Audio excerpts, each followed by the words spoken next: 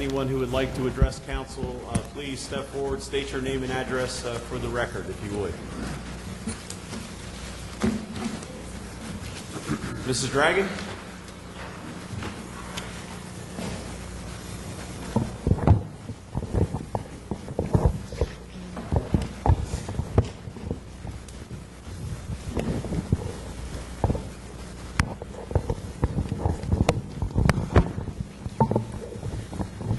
Barbara Dragon, 404 30th Street.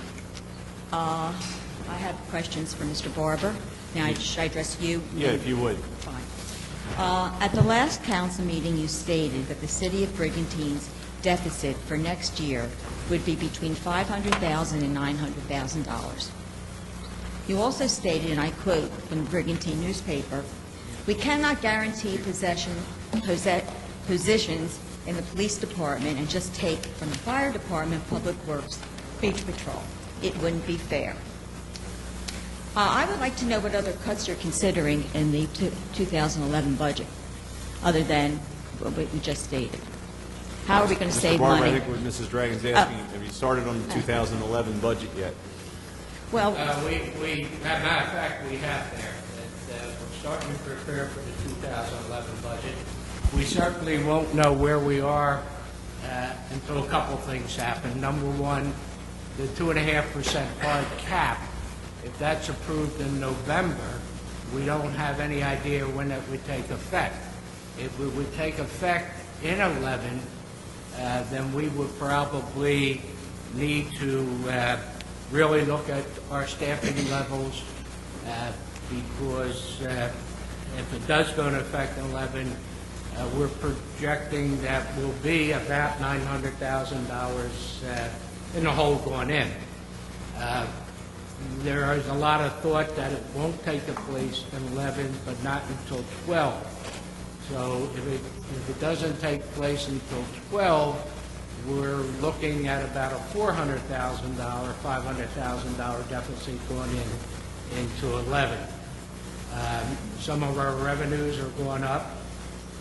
And again, until we see what that is, we won't know exactly what we'll be facing.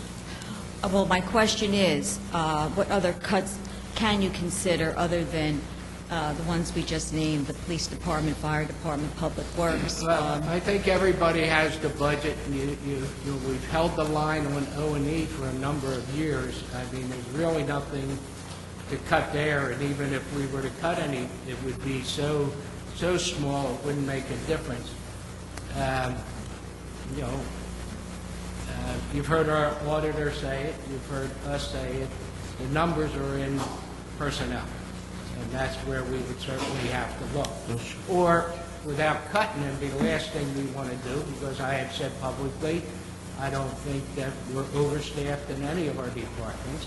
We're understaffed in the police and fire department. We would then have to start renegotiating with the unions, just as you've been reading in the paper, all the other municipalities in the area have already been doing, because they did fill all those positions they hired, where we, held back and didn't fill positions preparing for this, knowing it was coming. But we would probably, next year, really depending, unless the state gives us some additional funding to offset that, or there's some items that are outside the cap.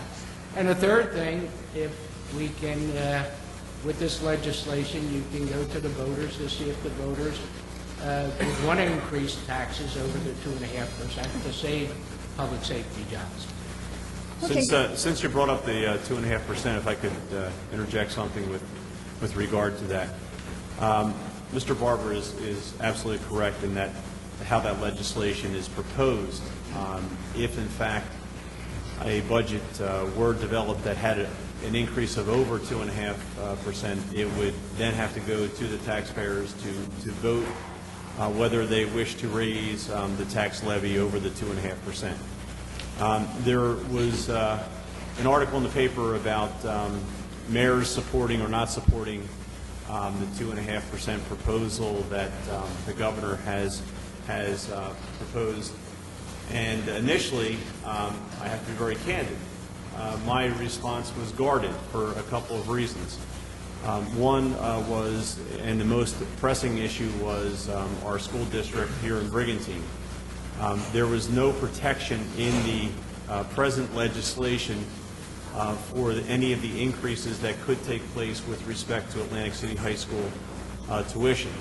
So my concern was you can't hold us to a 2.5% cap levy and not control tuition costs in Atlantic City. And given the propensity to seem to load certain costs into the tuition calculation, we would be looking at cutting programs here in order to fund programs in Atlantic City.